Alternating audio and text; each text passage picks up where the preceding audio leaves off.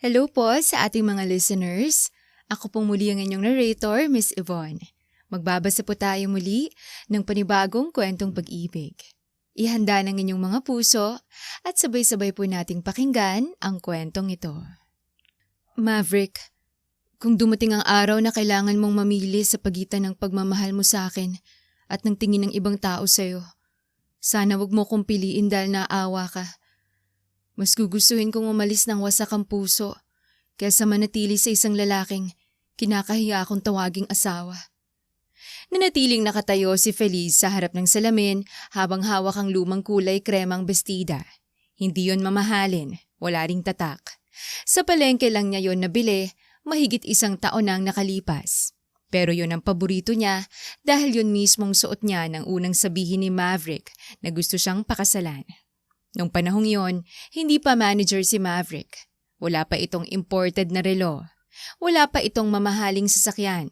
At higit sa lahat, wala pang mga taong bumubulong dito na masyado itong magaling para sa isang simpleng babaeng tulad niya. Mula sa likuran niya ay huminga ng malalim si Maverick. Nakaayos na ito para sa malaking reunion ng pamilya. Maitim na suot, plantsadong buhok. Makintab na sapatos, parang may pupuntahang board meeting imbes na simpleng pagtitipon.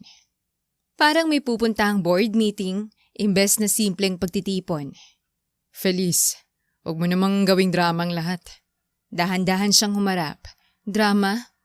Sinabi ko lang naman na baka pwedeng huwag ka masyadong magsalita mamaya. Napakurap si Feliz. Ay, bawal ba akong magsalita? Hindi ganon.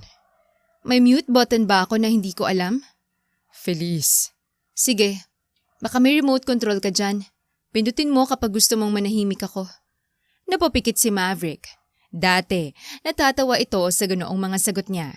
Ngayon, madalas ay kinaiinisan na siya nito. Malaking reunion to. Naandun si Tito Celso, si Tita Renata, mga pinsan kong executive, mga investors ng kumpanya. Ayokong... Hindi nito tinapos, pero sapat na yon. Ayaw mong mapahiya.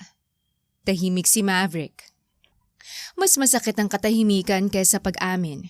Lumapit si Feliz sa kama at kinuhang maliit niyang handbag. Alam mo, may araw talagang namimiss ko yung Maverick na nakikipaghati sa akin sa isang cup noodles. Kasi pareho tayong walang pera. Nagbago ng buhay natin. Oo, pero hindi ko akalaing pati ugaling mo kailangang sumabay. Humigpit ang panga ng lalaki. Ginagawa ko lang kailangan para umangat tayo. Tayo? Ngumiti siya, pero walang saya. Maverick, matagal mo nang iniwan ng tayo. Hindi mo lang napapansin kasi busy kang tumingin pataas. Lumabas siya ng kwarto bago pa makita nitong namumuo ang luha sa mga mata niya. Hindi alam ni Maverick na hindi mahirap si Feliz. Hindi nito alam na ang simpleng babaeng pinakasalan nito ay si Feliz Manansala, nag-iisang anak at tagapagmana ng yumaong negosyanteng si Don Federico Manansala. Hindi rin nito alam na sa nakalipas na 6 na buwan, tahimik na binibili ni Feliz ang malaking bahagi ng kumpanyang pinagtatrabahuan nito, ang Meridian Crest Holdings. At lalong hindi alam ni Maverick na bago matapos ang buwan, si Feliz ang magiging pinakamakapangyarihang tao sa buong kumpanya. Hindi yun plano para gantihan ang asawa. Nagsimula yun bilang negosyo. Pero nang madiskubre ni Feliz ang korupsyon, favoritism at mga peking supplier na konektado mismo sa mga kamag-anak ni Maverick, naging personal ang laban. Hindi dahil gusto niyang wasakin ang asawa, kundi dahil ayaw niyang panoorin itong maging katulad ng mga taong minsang kinasusuklaman nito. 7 taon bagong gabing yon, walang ibang pag-aari si Maverick kundi isang lumang motorsiklo, 2 polo at malaking pangarap. Si Feliz naman ay tumakas pansamantala sa mundong kinagisnan niya. Pagkamatay ng kanyang ama, halos lahat ng tao sa paligid niya ay biglang naging mabait. Sobra-sobrang bait. May nagbibigay ng bulaklak, may nag-aalok ng investment, may gustong makipag-date, may gustong pakasalan siya kahit 2 beses pa lang silang nakita. Nakakapagod.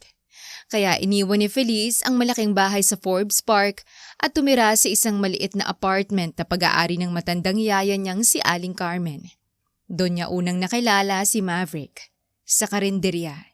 Eksakto habang nakikipagtalo ito sa tindera tungkol sa kulang na 2 pisong sukli. Ate, 2 piso rin po yun. Bukas ko na ibibigay. Paano kung hindi na ako buhay bukas? Napalingon si Feliz. Kung 2 piso lang ang pagitan mo sa buhay at kamatayan, kuya, baka mas malaking problemang dapat mong isipin. Tumingin si Maverick sa kanya. Excuse me? Excused ka. Hindi kita kinakausap. Hindi rin kita sinagot. Nag-comment lang ako. Yun ang unang pagkakataong may babaeng sumagot ng ganun kay Maverick. At sa halip na mainis, napangiti ito. Palaban ka. Mahal ang bigas. Kailangan. Mula noon ay naging madalas silang magkita. Minsan sa karinderya, minsan sa jeep, minsan sa laundromat. Hanggang isang gabing malakas ang ulan at nakita ni Feliz si Maverick na nakatayo sa labas ng convenience store. Wala itong payong. Nilapitan niya ito. Sumilong ka. Ayos lang.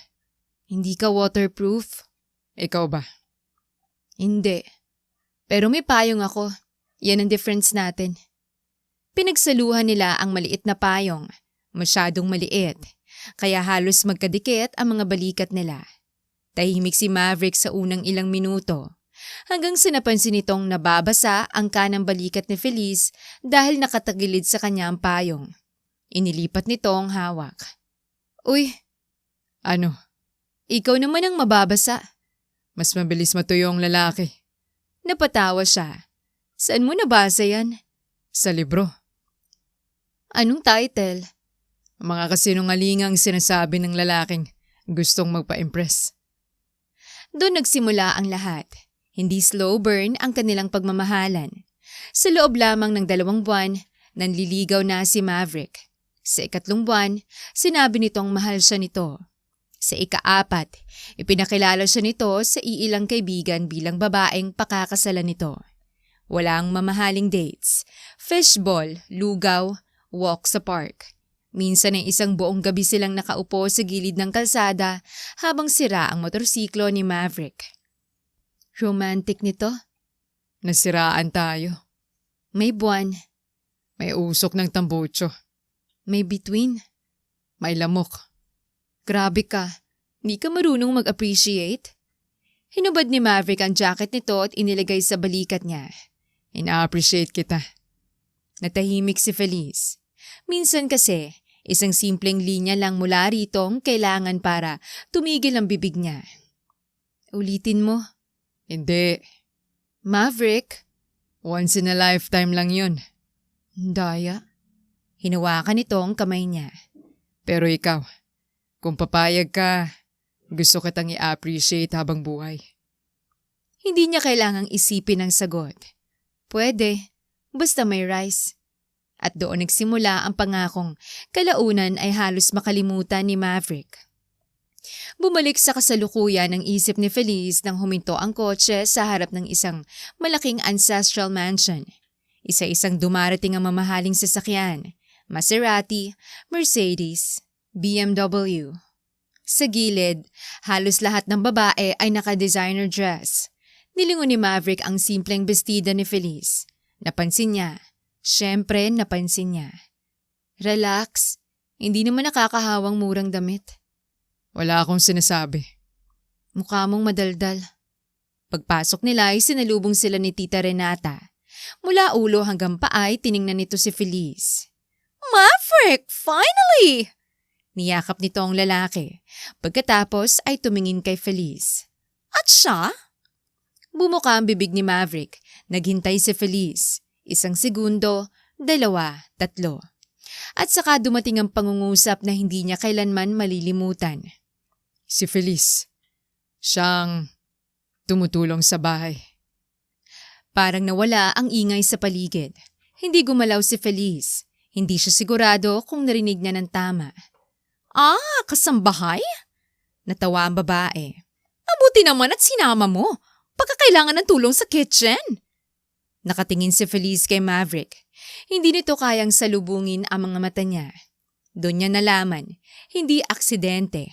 Pinili nitong magsinungaling. Pinili nitong ikahiya siya. Pero hindi siya umiyak. Sa halip ay ngumiti siya kay Renata. Opo ma'am, marami po akong kayang gawin. Mabuti! Marunong po akong magluto, maglinis, magbilang ng pera at mag-audit ng suspicious vendor transactions. Napakunot noo si Renata. Ano? Sabi ko po, marunong akong magluto ng pansit. Sa likuran niya ay napapikit si Maverick. Lumayo si Feliz. Maya-maya, isang pinsan ni Maverick na si Cassandra ang lumapit. Ikaw palang helper? Temporary. Gaano ka nakatagal kay Maverick? Tiningnan niya ang asawa. 7 years. Nabilaukan sa iniinom si Maverick. 7 years? Loyal ka ha? Sobra. Magkano sweldo mo? Napaisip si Feliz. Currently, emotional damage. Napatawang isang waiter. Agad itong umiwas nang tingnan ni Cassandra. Hindi nagtagal ay inutusan si Feliz ni Renata na tumulong magdala ng wine. Pumayag siya. Hindi dahil sunod-sunuran siya, kundi dahil gusto niyang makita kung hanggang saan hahayaang mangyari ni Maverick ang kahihiyang yon. Habang naglalagay siya ng baso sa mesa, dumaan ang matandang si Tito Celso. Hoy iha, wag mong hawakan sa stem ng ganyan. Mahal yan. Ngumiti si Feliz. Alam ko po. Baka mabasag. Mas mahirap pong ayusin ang character kapag nabasag kesa wine glass. Napatigil ang matanda. Ano? Ingat lang po tayo. Sa kabilang dulo ng sala, tahimik siyang pinagmamasdan ni Maverick. May guilt sa mga mata nito. Pero hindi ito lumapit. At yon ang pinakamasakit. Bandang 9:00 nagsimula ang family toast. Tumayo si Renata. Ngayong taon, proud kami kay Maverick. From nothing, ngayon ay Senior Operations Manager na siya sa Meridian Crest.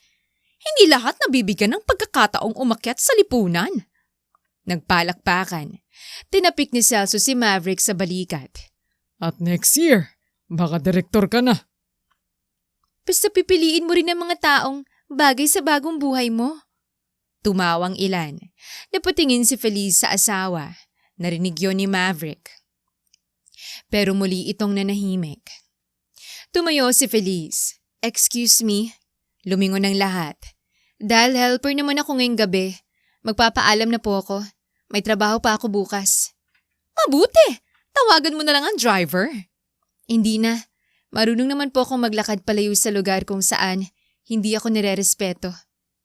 Napatigil ang ilang tao at sa unang pagkakataon ay tumingin siya ng diretso kay Maverick. Sir Maverick, salamat po sa trabaho. Tumalikod siya. Mabilis siyang sinundan nito. Sa labas ng mansyon ay hinawakan nito ang braso niya. Agad niya yung binawi. Feliz. Ano? Pwede bang wag kang gumawa ng eksena? Napatawa siya, hindi makapaniwala. Ako ang gumawa ng eksena? I was under pressure. At ako ang isinakripisyo mo? Hindi mo naintindihan. Hindi. Naintindihan ko ng malinaw. Nahihiya ka sa akin. Hindi kita ka nahihiya. Then why couldn't you say, this is Feliz, my wife? Walang sagot. Ayan, yan mismo. Nabasag ang boses niya, pero hindi siya umatras. Maverick, wala akong pakialam kung hindi mo kayang bilhan ako ng designer bag. Wala akong pakialam kung jeep ang sasakyan natin. Wala akong pakialam kung sa karinderya tayo mag-anniversary. Pero hindi ko kayang tanggapin. Ay yung lalaking minahal ko nang wala siyang kahit ano. Kinakahiya na ngayon ang babaeng kasama niya noong wala siyang kahit ano. Feliz. Umuwi ka sa reunion mo. Sabay tayo. Hindi. Asawa kita. Napuno ng lungkot ang ngiti niya. Kanina helper mo ko. Tumalikod siya at naglakad. Sa unang pagkakataon sa 7 taon nilang pagsasama, hindi siya sinundan ni Maverick. At sa unang pagkakataon, naisip ni Feliz kung sapat pa ba ang pagmamahal para manatili. Kinabukasan, 7:00 pa lamang ng umaga ay nasa isang pribadong conference room na si Feliz. Wala ng lumang bestida. Naka-white suit siya. Maayos ang buhok. At sa kanyang harapan ay nakaupo ang 4 na abogado, 2 financial analyst at si Attorney Benjamin Reyes, matagal ng legal counsel ng pamilya Manansala. Ma'am Feliz, final na po. We now control 53% of Meridian Crest. Tahimik siyang tumingin sa dokumento. Vendor audit? Inilapag ng analyst ang folder. Mas malala pa po kaysa inaasahan natin. May 6 shell suppliers. 3 direktang konektado sa relatives ni Mr. Maverick Alvarez. Nanigas sa mga daliri ni Feliz. Kasali ba si Maverick? Hindi pa malinaw. May approval sa dumaan sa department niya pero wala kaming evidence na nakatanggap siya ng pera. So wag niyo siyang husgahan hanggat walang ebidensya. Tumango ang lahat. Yun ang kaibahan niya sa mga taong nakapaligid kay Maverick. Kahit sugatan siya, hindi siya gagante gamit ang kasinungalingan. May isa pang bagay. Kapag inanunsyo natin ang acquisition, automatic kayong magiging chairperson. Do it. Sigurado ka? Napatingin siya sa lungsod sa labas ng bintana. Buong buhay ko, tinuruan ako ni Papa na ang pera ay walang silbi. Kung ginagamit lang para ipakita kung sinong mas mataas. Kung ako nga hawak ng Meridian Crest, gusto kong baguhin natin ang kultura. Starting where? Sa pinakamababa. Salary? Salary, benefits, promotion system, complaint process. Walang empleyadong tatawaging lang. Walang janitor lang. Walang driver lang. Walang warehouse worker lang. Napangiti si Benjamin. Katulad ka talaga ng papa mo. Sumikip ang dibdib ni Feliz. Sana. Tumunog ang cellphone niya. Maverick, hindi niya sinagot. Maya-maya, message. Where are you? Tinitigan niya yon. At saka nag-type. Working. Dumating agad ang sagot. We need to talk. Nag-type si Feliz. We did. You introduced me. Pinatay niya ang cellphone. 3 araw halos hindi umuwi ng maaga si Feliz. May sariling trabaho si Maverick, pero hindi nito alam kung ano talaga yon. Ang alam lamang nito ay may maliit siyang consulting business. Pagdating ng Biyernes, 10:00 na ng gabi nang pumasok si Feliz sa bahay. Nasa sala si Maverick, naka-cross arms. Parang ama ng teenager na lumagpas sa curfew. San ka galing? Tinanggal ni Feliz ang heels. Sa trabaho. Anong trabaho ang inaabot ng 10:00? Yung trabaho ng mga taong ipinapakilala bilang kasambahay. Marami kaming overtime. Napapikit ito. Hanggang kailan mo isusumbat yon? Hindi ko alam. Hanggang maging funny. Feliz. Maverick. May kasama kang lalaki kanina. Napatigil siya. Ha? Nakita kitang bumaba sa black sedan. May lalaking nagbukas ng pinto. Napatingin siya rito. Si Benjamin. 62 years old. May 5 apo. Nagsiselos ka? Hindi. Namumulang tenga mo. Mainit. Naka-aircon tayo. Feliz. Napahalakak siya. Ilang araw siyang galit. Pero yun ang unang beses na natawa siya ng totoo. Hindi mapigilan ni Maverick na tumingin sa kanya. Miss na miss nito ang tunog na yon. Hindi lang nito kayang sabihin. Sino siya? Boyfriend ko. Namutla ito. Napakurap si Feliz. Hindi niya inaasahan na ganun kabilis ang reaksyon. Ano? Joke. Lumapit ito. Hindi nakakatawa. Ako natawa. May asawa ka. Alam mo pala. Tumama ang linya. Humina ang boses nito. Sorry. Hindi siya sumagot. Feliz. Mali ako nung reunion. Mali? Sobrang mali. Bakit mo ginawa? Matagal bago ito sumagot. Because I was afraid. Napakunot na o siya. Sa akin? Sa kanila. Sa tingin nila. Sa pagkawala ng respeto nila sa akin. Kaya respeto kung pinili mong mawala? Napayuko ito. Hindi ko naisip. Exactly. Tumalikod siya, pero hinawakan nito ang kamay niya. Mahina. Parang hindi ito sigurado kung may karapatan pa. I miss you. Nanigas si Feliz. Yun ang problema sa lalaki. Kapag handa na siyang magalit ng buong buo, bigla ito magsasalita ng 2 salitang nakakapagpahina sa tuhod niya. Hindi fair. Ano? Huwag kang biglang sweet kapag galit ako. Bawal? Manipulation yan. Hindi ako marunong mag-manipulate. Pogi ka. Natural na advantage yan. Muntik nang ngumiti si Maverick. So pogi pa rin ako. Tiningnan siya ni Feliz ng masama. Huwag mong abusuhin. Ngumiti ito. At sa loob ng ilang segundo, bumalik sila sa dati. Pero pareho nilang alam na hindi sapat ang ilang segundo para ayusin ang bitak. Sa Meridian Crest, isa sa pinakamalaking supplier, ang North Vale Industrial. Napansin ni Feliz sa 3 taon itong nakakuha ng contracts kahit halos dobleng presyo kumpara sa competitors. Ang registered owner, si Celso Alvarez, tito ni Maverick. Mas malala pa, ang procurement officer na nagrekomenda rito ay pinsan niyang si Cassandra. At ang final operational clearance ay pirmado ng department ni Maverick. Kinagabihan, direkta niya itong tinanong. May kilala ka ba ang Northvale Industrial? Napatingin si Maverick mula sa laptop. Supplier namin. Bakit? Owner si Tito Celso? Natahimik ito. Maverick.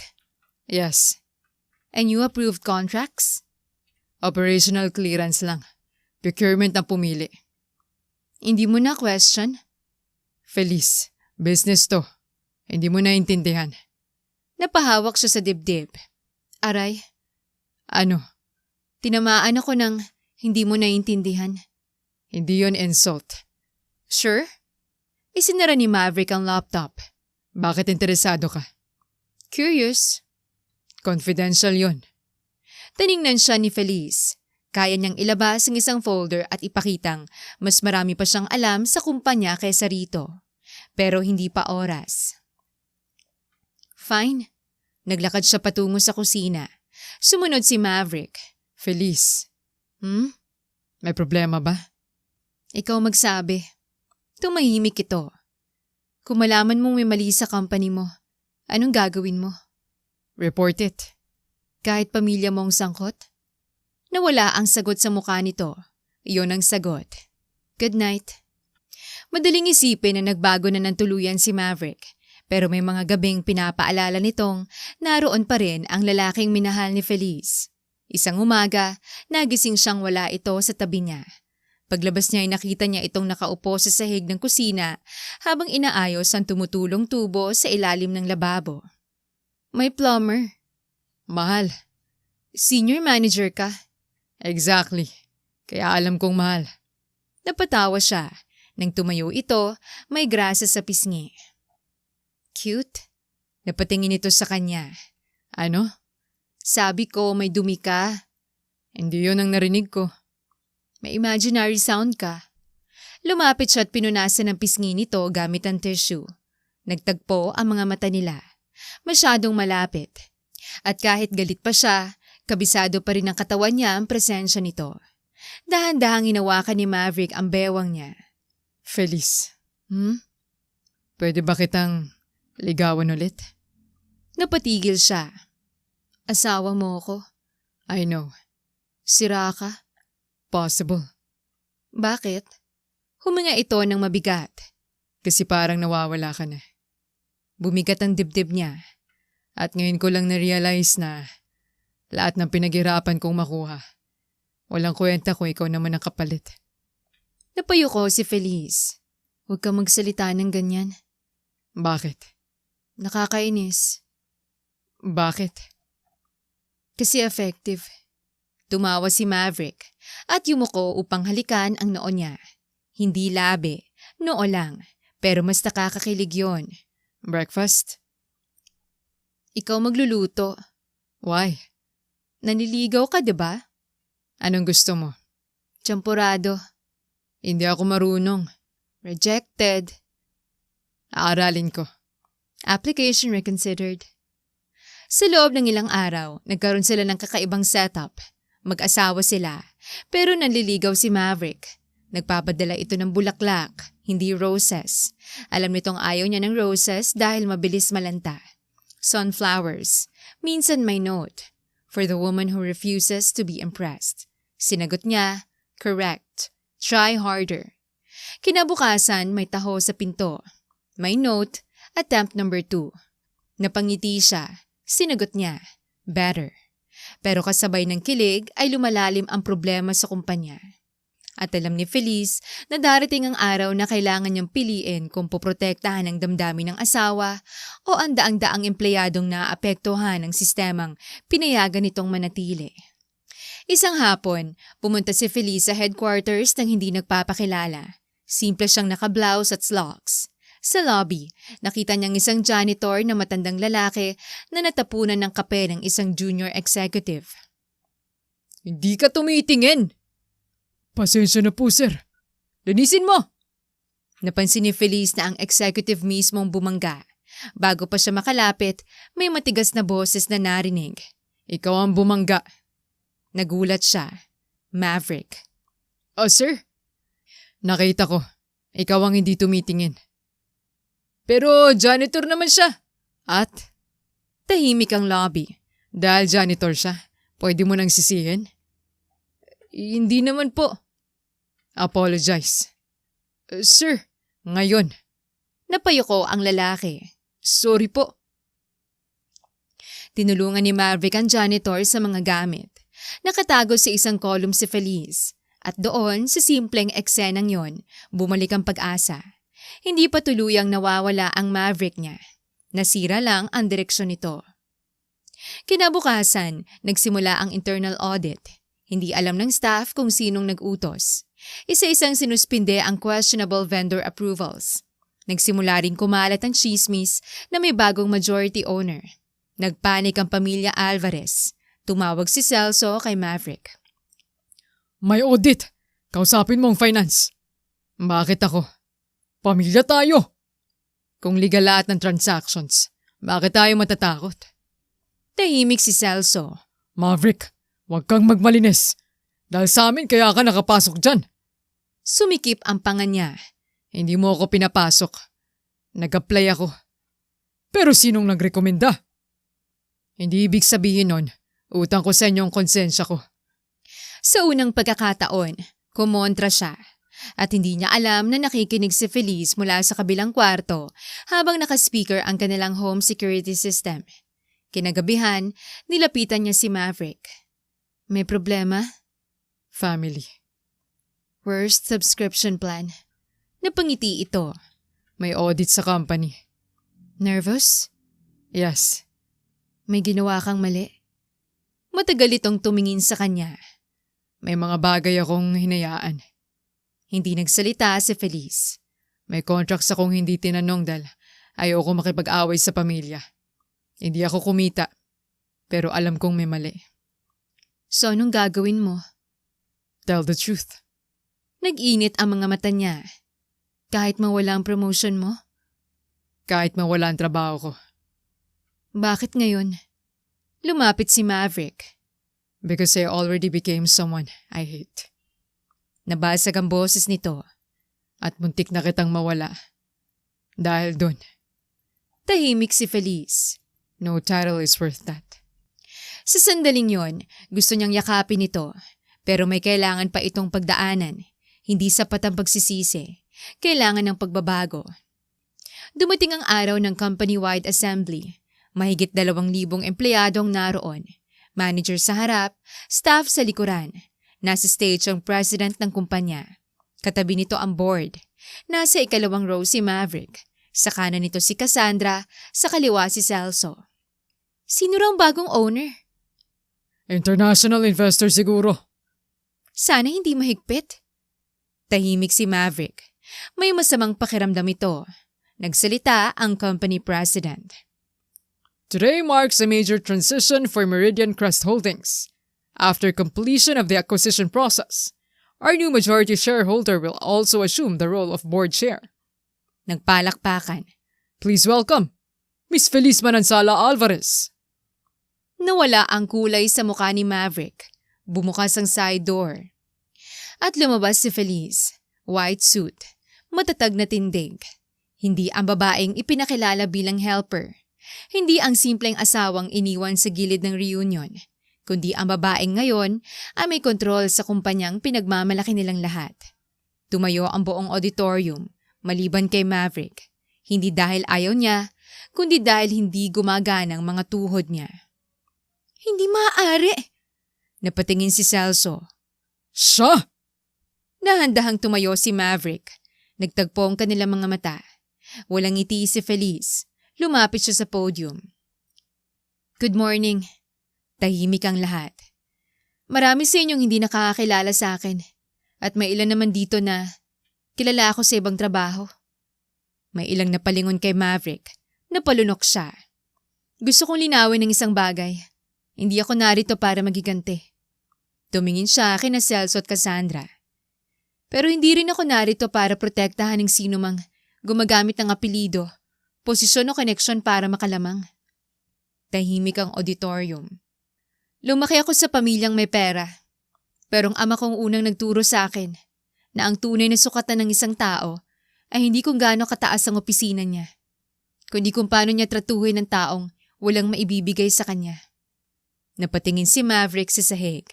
Alam nitong para sa kanya rin ang mga salita. Simula ngayon, babaguhin natin ang Meridian Crest.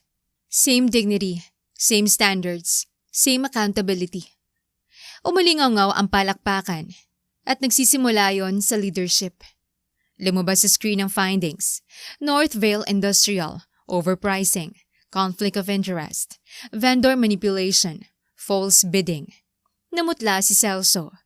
All contracts linked to Northvale are terminated pending legal proceedings. Tumayo si Celso. This is personal! Hindi natinag si Feliz. Hindi po. Kung personal to, baka sa reunion ko pa kayo sinagot. May ilang hindi makapigil sa tawa. Namutla si Celso. This is an audit. Ginagawa mo to dahil pamilya kami ng asawa mo. No. Ginagawa ko to dahil pera ng kumpanya trabaho ng employees ang ninanakaw nyo. Tumigil ang tawanan. May mga empleyadong hindi nakakatanggap ng tamang overtime habang may supplier na kumikita ng milyon dahil kamag-anak sila ng management. Yan ang gusto kong tapusin. Pagkatapos ay lumabas ang pangalan ni Cassandra. Termination recommended. Napaupo ang babae. At saka lumabas ang pangalan ni Maverick Alvarez. Napahigpit ang mga daliri ni Feliz sa podium. Mr. Maverick Alvarez, approved 3 operational clearances despite documented conflict of interest warnings. Napatigil ang lahat. Nakatitig si Maverick sa kanya. No evidence shows that he received financial benefits. Bahagyang huminga ang lalaki. But leadership is not only about what you steal. It is also about what you allow. Tumama ang mga salita. Effective immediately, Mr. Alvarez is removed from his senior managerial role. Nagbulungan ng audience. Napatakip ng bibig si Cassandra. Si Maverick ay hindi gumalaw. He may remain in the company as a regular operations coordinator, subject to a 12-month ethics rehabilitation program. Napatayo si Celso. Sarili mong asawa? Diretsong tumingin si Feliz sa kanya. Lalo na kung asawa ko. Tumahimik ang buong hall. Kung exempted siya dahil asawa ko, wala akong pinagkaiba sa sistema ang gusto kong baguhin. Sa pagkakataong yon, si Maverick ang unang pumalakpak. Nagulat si Feliz. Nakatayo ito. May luha sa mga mata. Pero pumapalakpak. Isa-isa, sumunod ang mga empleyado. Hanggang mapuno ng palakpakan ang buong auditorium. Pagkatapos ng assembly ay pumunta si Feliz sa private office. Pagkasara ng pinto, nanginginig ang mga kamay niya. Madaling maging matapang sa harap ng libo. Mas mahirap harapin ang sariling asawa. Ilang minuto lang ay kumatok si Maverick. Come in. Pumasok ito. Wala nang managerial ID. Hawak nito sa kamay. Nagkatinginan sila. So, ikaw pala yung boss. Hindi niya alam kung matatawa o iiyak. Technically. Pwede ba akong umabsent bukas? Napatawa siya ng mahina. Hindi. Grabe. Tahimik ulit. Lumapit ito.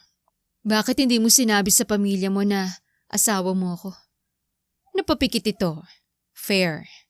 Matagal ka na bang mayaman? Napataas ang kilay niya. Since birth. Napahawak si Maverick sa noo. 7 years. Oo. 7 years kitang pinapakain ng buy one take one burger. Masarap naman. May mansyon ka? Dalawa. Napaupo ito. Feliz, Hmm? may private plane ka ba? Shares lang. Lord, Hindi niya napigilang tumawa, pero agad ding nawala ang saya. bakit ka nagpakasal sa akin? Lumambot ang mukha niya. Kasi nung nakilala kita, wala kang pakialam kung sinong tatay ko. Hindi mo alam kung ano apelyido ko. Gusto mo lang ako. Nanikip ang dibdib ni Maverick. At gusto kong malaman kung may taong kayang mahalin ako ng walang kasamang inheritance. Then I failed. Hindi siya agad sumagot. I became exactly the kind of man you were trying to escape. Lumapit siya. Maverick, Tamang ginawa mo kanina. nagulat siya. Masakit. Nakakahiya pero tama. Nagsimulang mamula ang mga mata nito. Kung pinotektahan mo ko dahil asawa mo ko, mas lalo lang ako masisira. Galit ka? Umiling ito. Proud ako sa'yo. Doon tuluyang tumulo ang luha niya. Proud ako sa babaeng pinakasalan ko. At nahihiya ako sa lalaking naging asawa mo. Lumapit siya rito, pero hindi siya niyakap ni Maverick. Sa halip ay umatras ito. Hindi muna. Napakunot noo siya. Hindi ko deserve na yakapin mo ako para gumaan ang pakiramdam ko. Nabasag ang puso niya dahil sa unang pagkakataon, nakita niyang totoong nagsisimula itong magbago. Kinabukasan, dumating si Maverick sa opisina ng 7:00. Hindi na ito may sariling parking slot. Hindi na executive elevator. Hindi na corner office. Ang bagong mesa nito ay nasa operations floor. Katabi ng printer. At isang aircon na tunog tricycle. Lumapit ang dating subordinate niyang si June. Sir, Maverick na lang. Awkward po. Mas awkward para sa akin. Napatawa si June. Sa unang araw, pinagawa sa kanyang inventory reconciliation. Sa ikalawa, warehouse inspection. Sa ikatlo, ethics seminar. Sa ikaapat, pinaupo siya sa grievance desk kung saan direktang nagrereklamo ang mga empleyado. Doon niya nakita ang totoong epekto ng dati niyang mga desisyon. Isang single mother ang halos mawalan ng trabaho dahil sa unfair scheduling. Isang warehouse worker ang 3 taon nang qualified for promotion pero laging nauunahan ng may kakilala. Isang driver ang napag-inita ng manager dahil ayaw nitong gawin ang personal errands nito. Unti-unting nagbagong tingin ni Maverick. Isang gabi, natagpuan siya ni Feliz sa opisina. 11:00. Hindi bayad ang overtime mo. Nagulat siya. Chairwoman, Coordinator? power trip? Konti. Lumapit siya. May 2 instant noodles sa mesa. Napatingin si Feliz. Nostalgic? Budget. Napatawa siya. Umupo sa tabi nito. Anong ginagawa mo? Pinakita nitong spreadsheet. New rotation proposal para sa warehouse. May unfair distribution sa night shift. Tiningnan niya ang ginawa nito. Maganda. Impressive. Thank you. Pero mali yung formula dito. Napatingin nito. Ha? Inayos niya. Napatitig si Maverick. Saan mo natutunan lahat to? Wharton. Nabitawan nito ang tinidor. Ano? Napahalakak siya. Wharton? Yes. Tapos 7 taon kitang tinuturo ang gumawa ng Excel. Cute ka kasi kapag feeling expert. Napahawak ito sa dibdib. This marriage is built on lies. Excuse me? Ikaw ang may kasambahay issue. Fair. Hinati nito ang noodles. Half? Tinanggap niya. Gaya noong una. 2 taong walang maraming pera. Isang pagkain, isang mesa. At sa kauna-unahang pagkakataon matapos ang maraming buwan, pakiramdam ni Feliz ay bumabalik sila sa simula. Inakala ni Cassandra na tapos na si Feliz sa kanya. Mali. Nang makumpletong forensic audit, natuklasang gumagamit ito ng 3 dummy corporations at tumatanggap ng kickbacks. Iniharap yon sa legal authorities. Hindi sinigawan ni Feliz si Cassandra. Hindi niya ito pinahiya online. Hindi niya rin ipinagkalat ang personal nitong buhay. Mas simple ang revenge niya. Truth, evidence, consequences. Bago dalhin si Cassandra para sa formal questioning, hinarap siya nito. Masaya ka? Hindi. Sinira mo buhay ko! Hindi. Lumapit si Feliz. Ang choices mong gumawa niyan. Dahil ang tinawag kitang helper? Umiling siya. Kung dahil lang doon, pwede kitang sagutin at umuwi. Pero may mga empleyadong nawalan ng pagkakataon para may makuha kang pera. Tahimik si Cassandra. Ang paghihigante, hindi laging pagsira sa kalaban. Minsan, pinakamalaking revenge ang hayaan silang harapin ang resulta ng sarili nilang ginawa. Hindi nakasagot si Cassandra at habang pinapanood siyang umalis, walang tuwa si Feliz. May lungkot. Dahil minsan, ang hustisya ay hindi masarap sa pakiramdam, pero kailangan pa rin. 3 buwan matapos ang takeover, inilunsad ni Feliz ang Manansala Dignity Fund, scholarships para sa mga anak ng rank-and-file employees, emergency medical assistance, leadership training para sa mga janitors, drivers, warehouse staff, at contractual workers na gustong umangat. May anonymous grievance system din. Sa launching, nasa audience si Maverick, hindi sa VIP table, sa regular employee section. Pagkatapos ng speech, ay nakita niya itong naghihintay sa hallway. May hawak itong maliit na paper bag. Ano yan? Gift. Bribe? Coordinator salary ko lang. Walang budget pang bribe. Binuksan niya. Isang lumang frame. Nasa loob ang picture nila nung bago pa lamang sila magkasintahan. Pareho silang basa sa ulan. Nakaangat ng payong ni Maverick, nakangiti siya. Sa likod ay may sulat. I liked us before the titles. I want to deserve us after them. Nanikip ang lalamunan niya. Maverick? Hindi ko hinihinging kalimutan mo. Lumapit ito. Hindi rin kita hinihingang patawarin ako agad. 3 months ka nang naliligaw. 5. Binibilang mo? May spreadsheet. Natawa siya habang umiiyak. Baliw? Sa'yo. Corny. Effective. Tiningnan niya ito. Nakakainis. Ngumiti ang lalaki. Alam nilang ibig sabihin nun ay oo. Dahan-dahang hinawakan ni Maverick ang kanyang kamay. Pwede ba? Hindi niya kailangang itanong kung ano. Tumango si Feliz. At sa unang pagkakataon matapos ang reunion, siya mismo ang lumapit. Hinalikan siya ni Maverick ng dahan-dahan. Hindi desperado, hindi mapang-angkin. Parang isang pangakong hinihingi munang pagkatiwalaan. Nang maghiwalay sila ay namumula si Feliz. Coordinator. Chairwoman. Office premises to. Ikaw ang lumapit. Sinungaling? May CCTV.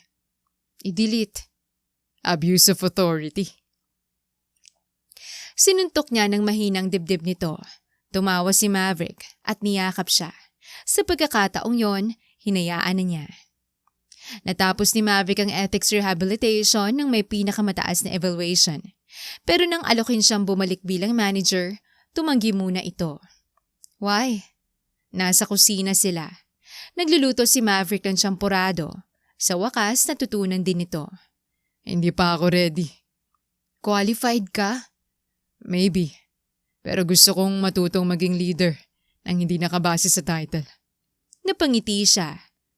Sino ka at anong ginawa mo sa asawa ko? Na-rehab. Tumawa siya. Maya-maya inilapag nito ang mangkok. May maliit na kahon sa tabi. Napatigil siya. Ano yan? Asukal. Square ang asukal? Modern. Binuksan niya. Ring. Hindi ang wedding ring nila. Bago. Simple. Walang malaking bato. Maverick? Lumuhod ito. Hoy! Kasal na tayo! Alam ko. Bakit ka lumuluhod? Kasi nung una kitang pinakasalan, mahal kita pero hindi ko pa alam kung paano kayo iingatan. Namasa ang mga mata niya. This time I know. Hinawakan nito ang kamay niya. Feliz Manansala Alvarez, can I keep choosing you? Kahit mas mataas ang sweldo mo, kahit ikaw ang boss ko. Kahit may tendency kang mang-agaw ng kumot. Ikaw ang nangaagaw. Please, romantic moment. Tumawa siya habang umiiyak. Can I spend the rest of my life proving na hindi na kita kailangang itago para maramdaman kong sapat ako? Tumango siya. Yes. Isinuot nito ang singsing. Pagkatapos ay tumayo. Kiss. Tsampurado muna. Feliz. Hinila niya ang kwelyo nito at hinalikan. Nang bumitaw siya, tulala si Maverick. Happy? Parang gusto ko ulit. Abusado. Makalipas ang ilang buwan, 5:00 ng umaga ay nagising si Maverick sa malakas na sigaw. Maverick! Napabalikwas ito. Sunog? Hindi! Magnanakaw? Hindi! Ano? Lumabas si Feliz sa bathroom. Maputla. May hawak na 3 pregnancy tests. Explain! Napakurap ito. Ako? Sino pa? Feliz. Basic biology. Huwag mo ko basic biology. Tiningnan nito ang tests. Positive, positive, positive. Naupo si Maverick sa kama. Baby? Mukha bang inventory report? Tumayo ito, lumapit. Hinawakan ang mukha niya. Baby? Doon siyang ngumiti. Baby! Bigla siyang niyakap ni Maverick. At pagkatapos ay napaluhod. Hinaplos ang tiyan niya. Ay, Wala pa yung tenga. advance ako. Napaluha siya. Thank you. Bakit ako? Kayo. Hinalikan nito ang tiyan niya. Thank you for coming. Napahagulgol si Feliz. Buisit ka? Hormones? Hindi pa nga confirm. Tumahimik ka. Sa unang ultrasound, halos malaglag si Maverick sa upuan. Tiningnan ng doktor ang monitor. Congratulations! Ngumiti sila. 3. Tahimik. 3 ano? Babies! Napatingin si Feliz sa asawa. Maverick? Bakit parang kasalanan ko? 3? Narinig ko. 3? Love, wala tayong return policy. Napatawa pati doktor. Napahawak sa ulo si Maverick. 3 tuition. Mayaman ako. Ay, oo nga. Siniko niya ito. 3 diaper. May sweldo ka. Coordinator salary. Promoted ka na. Accept ko na. Halos hindi makahinga sa kakatawa si Feliz. Pagkatapos ay biglang namuo ang luha sa mga mata ni Maverick. Tinitigan nito ang monitor. 3 maliliit na heartbeat. Feliz. Hinawakan niyang kamay nito. 3 talaga. 3? Grabe. Takot ka? Tumango ito. Sobra. Ako rin. Hinalikan nito ang kamay niya. Then matatakot tayo together. Mahirap ang triplet pregnancy. Noong 2nd trimester, halos gabi-gabing nagigising si Feliz dahil sa cravings. Isang madaling araw ay marahang sinipan niya si Maverick. Love! Walang sagot. Love! Gusto ko ng mangga. Bukas. Now! Dumilat ito. 2:00. Alam ng mga anak mo. Napaupo agad ito. Saan makakabili? Hindi ko alam. Feliz. Makalipas ang 40 minuto, umuwi itong may 2 kilong mangga. Ayoko na. Natigilan ito. Ano? Gusto ko ng taho. Tumitig si Maverick sa kisame. Lord, 3 ba silang sabay-sabay nagdidesisyon? Napahagikik siya. Love you. Tiningnan siya nito at biglang nawala ang inis. Again. Taho? Hindi, yung isa. Ano? Feliz. Ngumiti siya. Love you. Lumapit ito at hinalikan ng noon niya. Worth it. Hindi ito nakaligtaan ni Feliz. Sa bawat check-up, naroon si Maverick. Sa bawat pagsusuka, sa bawat sakit ng likod. Kapag hindi siya makatulog, minamasahin nito ang paa niya. Kapag kinakabahan siya, hinahawakan nito ang kamay niya. At kapag sinasabi niyang hindi na niya kaya, palaging pareho ang sagot. Hindi mo kailangan kayanin mag-isa. Sa ika-30 linggo ng pregnancy, nagkaroon ng komplikasyon. Biglang tumaas ang blood pressure ni Feliz. Kailangan siyang i-admit. Sa unang pagkakataon, nawala ang pagiging komedyante niya. Tahimik siya sa hospital bed. Hawak ni Maverick ang kamay niya. Mav, kung may mangyari, No, makinig ka. ayoko. Maverick, napuno ng luhang mga mata nito. Huwag mong sabihin. Hinawakan niyang pisngi nito. Kung kailangang pumili. Hindi kita pipiliin laban sa mga anak natin. At hindi ko rin sila pipiliin laban sa'yo. Nabasag ang boses nito. Lalaban tayong 4. Tumulo ang luha ni Feliz. Naalala mo, nung sinabi mong ayaw mong piliin kita dahil naaawa ako? Pinipili kita dahil naaawa ako. Pinipili kita dahil ikaw ang tahanan ko. Napahikbi siya. At yung 3 makukulit dyan, Iniligay nito ang kamay sa tiyan niya. bahagi sila ng tahanan natin. Kaya walang maiiwan. Takot ako. Yun ang unang beses niyang sinabi yon. Hindi siya palaban, hindi siya chairwoman, hindi siya heiress. Isa lamang siyang babaeng takot mawalan. Niyakap siya ni Maverick ng maingat. Ako rin. Paano kung hindi ako maging mabuting nanay? Imposible. Paano mo alam? Kasi pinakasalan mo ako. Napakunot noo siya. Anong connection? Kung nakaya mong palakihin ang ugali ko, easy na yung 3. Natawa siya habang umiiyak. At yun mismong kailangan niya. Hindi pa nga kung walang masamang mangyayari, kundi taong sasamahan siyang matakot. 2 linggo makalipas, isinilang ang triplets sa pamamagitan ng cesarean section. Unang lumabas ang lalaki. Sumunod ang 2 babae, Mateo, Micaela, Malia. Nang unang marinig ni Maverick ang iyak ni Mateo, napaiyak ito. Hindi simpleng luha, humahagulgol. Mav, lumapit ang nurse dala ang unang sanggol. Daddy? Lumapit ito, nanginginig. Ang liit. Mahina si Feliz pero natawa. Anong ina-expect mo? 30-year-old? Lumabas ang 2 baby at ang pangatlo. 3 bata, 3 himala. 3 dahilan upang muling matutong magpakumbaba si Maverick. Makalipas ang ilang oras, nakahiga si Feliz habang pinagmamasdan ng asawa. May hawak itong sanggol sa magkabilang braso at may isa pang nakahiga sa bassinet. Love, paano kung sabay silang umiyak? Iiyak ka rin. Good plan. Napangiti siya. Thank you Again, for not giving up on me.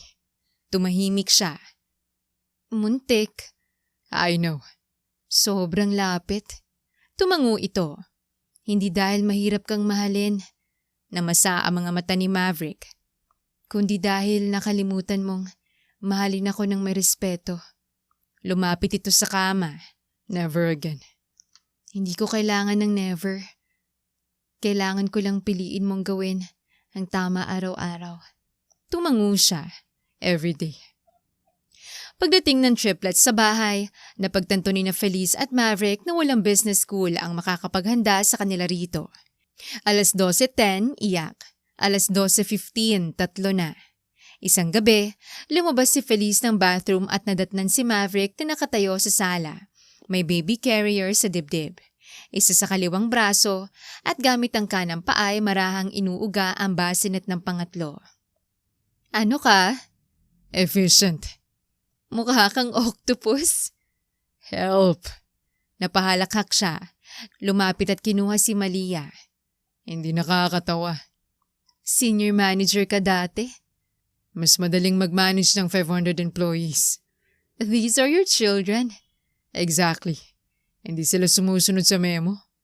Isang araw ay may important board meeting si Feliz via video call. Tahimik siyang nagsasalita sa executives. Our third quarter strategy will prioritize mula sa likod. Feliz! May tayo sa likod ko! Natahimik ang buong Zoom call. Napapikit si Feliz. Excuse me for one moment. Pinatay niya ang microphone. Maverick! Lumabas ito, hawak si Mateo. May malaking stain sa polo. Explosive. Napahawak si Feliz sa bibig para hindi tumawa. Huwag kang tumawa. Hindi ako tumatawa. Nanginginig balikat mo. Concern ako. Liar. Mula sa laptop ay may nagsalita. Ma'am, naka-on camera po. Napatigil silang dalawa. Tumingin sa laptop. 10 board members ang nakangiti. Namutla si Maverick. Resign na ako. Bumagsak sa sofa si Feliz sa kakatawa. 1 taon matapos ang unang reunion, muling nagkaroon ng family gathering. Ayaw sana pumunta ni Feliz, pero si Maverick ang nag-insist. Bakit? May kailangan akong ayusin. Dumating sila ng simple. Walang entourage, walang driver. Kasama ang triplets. Pagpasok nila, halos lahat ay natahimik. Hindi na naroon sina Cassandra at Celso. Ang ibang kamag-anak ay halatang nahihiya. Lumapit si Renata. Feliz! Tita, hindi niya ito tinawag na ma'am. Hindi na kailangan. Congratulations sa babies! Salamat. Napatingin ito kay Maverick. Biglang tumayo ang lalaki sa gitna ng sala. May sasabihin ako. Napatingin ng lahat. Hinawakan nito ang kamay ni Feliz. Last year, pinakilala ko rito ang asawa ko bilang household staff. Namula si Feliz. Hindi niya inaasahan yon. At maraming buwan kong gustong kalimutan ang gabing yon. Pero ayokong kalimutan. Because I need to remember what arrogance can make a person do. This is Feliz Manansala Alvarez, my wife. Hinawakan ito ang kamay niya ng mas mahigpit. Pero hindi dahil chairwoman siya. Hindi dahil mayaman siya. Hindi dahil may pangalan ng pamilya niya. Proud akong asawa niya dahil nung wala pa akong kahit ano. Minahal niya ako. At nung nagkaroon na ako ng halos lahat pero nawala ang direksyon ko, hindi niya ako tinolerate. Napuno ng luha ang mata ni Feliz. Tinuruan niya akong ang pagmamahal ay hindi pagtatakip sa mali. Minsan, pagmamahal ang pagtulak sa taong mahal mo para harapin ang sarili niya. Tahimik ang pamilya. Lumapit si Renata. Feliz, I'm sorry. Tiningnan niya ito. Mali ang naging tingin namin sa'yo. Ngumiti si Feliz. Hindi po masakit na inakala niyong kasambay ako. Nagulat ang babae. Walang nakakahiya sa pagiging kasambahay. Tumango si Renata. Ang masakit ay yung tratuhin niyo kong mas mababa dahil akala niyo yun lang ako. Napayuko si Renata. Sana yun ang matutunan natin. Tahimik na tumango ang babae. At sa pagkakataong yon, walang kailangan si Feliz na ipaiya. Ang tunay na tagumpay ay hindi yung nakita nilang mayaman siya, kundi yung natutunan nilang hindi kailangang maging mayaman ang isang tao para igalang. Lumipas ang 3 taon, malaking pinagbago ng Meridian Crest. Bumaba ang employee turnover, dumaming internal promotions, nagkaroon ng scholarship recipients. At ang dating janitor na pinagtatanggol ni Maverick sa lobby ay naging facility supervisor matapos dumaan sa leadership program. Si Maverick naman ay naging Vice President of Employee Operations. Hindi dahil asawa siya ni Feliz. Bago ito na-promote, umalis si Feliz sa Evaluation Committee. Independent board ang nagdesisyon. Nang matanggap niya ang promotion letter ay agad siyang tumakbo sa office ng asawa. Feliz! Chairwoman sa office. Love. Mas okay. Ipinakita nitong letter. Ngumiti si Feliz. Congratulations! Hindi mo alam? I recused myself. Napakunot noo ito. Talaga?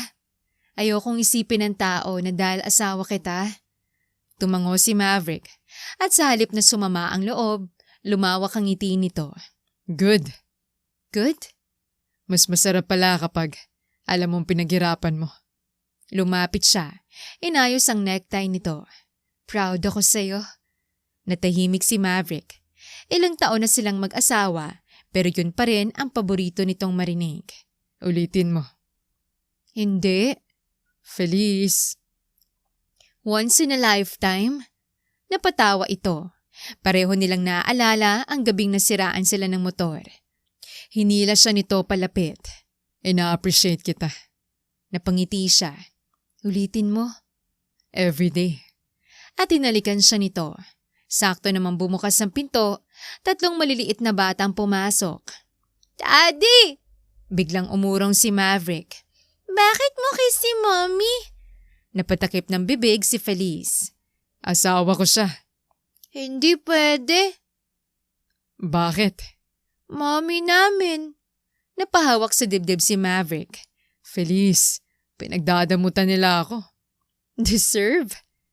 Kanino ka kakampi? Lumuhod si Feliz at niyakap ang triplets. Siyempre, sa majority. Napailing si Maverick. Kahit sa bahay, talo ko sa voting rights. Isang hapon, 5 taong gulang na ang triplets na makita ni Feliz si Mateo na nakikipaglaro sa anak ng kanilang gardener. Pareho silang marumi, parehong nakaupo sa damuhan, parehong nagtatawanan. Lumapit si Maverick. Maligo kayong dalawa pagkatapos. Daddy, si Nico, friend ko. Good. Sabi ng classmate ko, gardener lang daw papa niya. Napatingin si Feliz kay Maverick. Hindi sila nagsalita. Umupo si Maverick sa damuhan. Mateo, may sasabihin ako sa'yo. Walang gardener lang. Ang trabaho ng isang tao, hindi sukatan kung gaano siya kahalaga. Bakit? Napangiti si Maverick. Kasi minsan, yung taong akala ng iba ordinaryo lang, siya palang pinakamagaling sa lahat. Napataas kilay si Feliz. Smooth. Ngumiti ang lalaki. Experience. Tumakbo ang mga bata. Naiwan silang dalawa. Proud ako sa'yo. Huminto si Maverick. Hindi na ito humingi ng repeat. Sa halip ay hinawakan ng kamay niya. Salamat sa hindi mo pag-give up. Umiling siya. Hindi kita iniligtas. Ikaw ang nagdesisyong magbago. Yun ang mahalaga. Hindi sapat yung may taong naniniwala sa'yo. Kailangan piliin mo ring maging taong karapat-dapat paniwalaan. Sa 10 anibersaryo ng kanilang kasal, walang malaking party. Walang ballroom, walang press, walang executives. Dinala ni Maverick si Feliz sa lumang karinderyang una nilang pinagkitaan. Nandun pa rin ang tindera, mas matanda na. Pagkakita sa kanila, napangiti ito. Uy! Kayong dalawa! Napatawa si Feliz. Naalala mo kami? Ikaw yung nakipagtalo sa 2 piso. Tumingin si Feliz kay Maverick. Legend? Principal yon. Umorder sila ng parehong pagkain. 2 rice, 1 ulam at soft drinks. Walang bodyguard, walang luxury car sa labas. Nang matapos kumain, inilabas ni Maverick ang 2 piso. Inilapag sa mesa. Ano yan? Full circle. Tumawa siya. Naglakad sila pagkatapos. Sa parehong sidewalk na minsang nilakad nilang magkasama sa ulan. May payong si Maverick. Maliit, sinadya. Kaya mong bumili ng malaking payong? Hindi romantic. Magkadikit ang mga balikat nila. Gaya ng dati. Feliz. Kung babalik tayo sa araw na unang nagkita tayo, papakasalan mo pa rin ba ako? Napatingin siya rito. Knowing everything? Tumango ito. Matagal siyang nagkunwaring nag-iisip. Grabe, ang tagal. Ini-evaluate kita. 10 years na. May performance review. Napatawa ito. Pagkatapos ay huminto siya. Huminto rin si Maverick. Hinawakan niya ang mukha nito. Yes, nawala ang ngiti nito na puno ng emosyon. Pero babatukan kita ng mas maaga. Fair. Maverick, hindi kita minahal dahil perfect ka. Minahal kita dahil nung una kitang nakilala, mabuting puso mo. Nawala ka lang sandali. Muntik nang matagal. Oo, Sorry. alam ko. Thank you. Alam ko rin. Ang yabang mo. Chairwoman. Asawa kita. At Yan ang pinakamahalagang title ko. asawa ni Feliz? Yes. Hindi vice president? No? Daddy ng triplets? Tay. Sinuntok niya ito ng mahina. At sa gitna ng ulan, hinalikan siya ni Maverick. Walang audience. Walang may alam kung gaano sila kayaman. Walang may pakialam kung anong posisyon nila. 2 tao lamang sila. Parehong nagkamali, parehong nasaktan, parehong natutong magsimula ulit. At doon na unawaan ni Feliz ang pinakamahalagang aral na iniwan ng kanyang ama. Hindi masama ang mangarap na umangat. Hindi masama ang yumaman. Hindi masama ang magkaroon ng magandang posisyon. Ang masama ay kapag kailangan mong maliitin ng iba para maramdaman mong mataas ka. At natutunan naman ni Maverick na walang promotion, titulo, mansyon o palakpak ng ibang tao ang makakapantay sa isang tahanang puno ng respeto. Dahil ang tunay na tagumpay ay hindi nasusukat sa taas ng iyong upuan. Nasusukat ito sa paraan ng pagtrato mo sa mga taong walang kapangyarihang gantihan o gantimpalaan ka. At ang tunay na pagmamahal, hindi nito tinatakpan ng iyong mali. Hindi ka nito kinukonsinte. Hindi nito hinahayaang manatili kang masamang bersyon ng sarili mo. Minsan ang pinakamalalim na pagmamahal ay yung taong kayang sabihin sa'yo, mali ka. At pagkatapos ay bibigyan ka ng pagkakataong patunayan na kaya mong magbago. Isang Sabado ng umaga, nagkakagulo sa kusina ang pamilya Alvarez Manansala. Si Mateo ang gumagawa ng pancakes. Si Micael ang naglalagay ng sobrang chocolate syrup. Si Malia naman ay may flour sa muka. At si Maverick ay nakatayo sa gitna na para bang sumuko na sa buhay. Feliz! Pumasok siya. Ano na naman? Your children. Kapag behave our children. Kapag magulo your children. Strategic delegation. Mami, nasunog pancake ni Daddy. Hindi nasunog. Dark caramelized. Black. Very black. Napahagalpak si Feliz. Lumapit siya kay Maverick.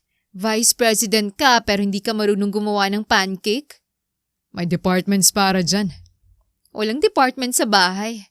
Exactly. Why domestic life is inefficient. Tinapunan niya ito ng flour. Napatigil si Maverick. Did you just... Isa pang flour. Tumawa ang mga bata. Kumuha ng harina si Maverick. Maverick, wag! Ngumiti ito, masamang ngiti. Chairwoman. Maverick! Lumipad ang harina. Nagsigawan ng triplets. Makalipas ang 5 minuto, parang dinaanan ng bagyong kusina. Nakaupo silang 5 sa sahig. Puro harina, puro tawa. Sumandal si Feliz sa balikat ng asawa. Love? Happy ka? Tumingin si Maverick sa 3 batang nagtatawanan sa harap nila. Pagkatapos ay tumingin sa kanya. More than I deserve. Umiling si Feliz. Stop saying that. Why? Hindi tayo nabubuhay para habang buhay parusahan ng sarili natin sa dating pagkakamali. Tumahimik ito. We learn. We repair what we can. We do better. Hinawakan niya ang kamay nito. Then we live. Kaya mahal kita. Kasi wise ako? Hindi. Excuse me? Kasi kahit mayaman ka, pumapayag kang kumain ng sunog kong pancake. Hindi ako ganun kabait. Tumawa silang lahat.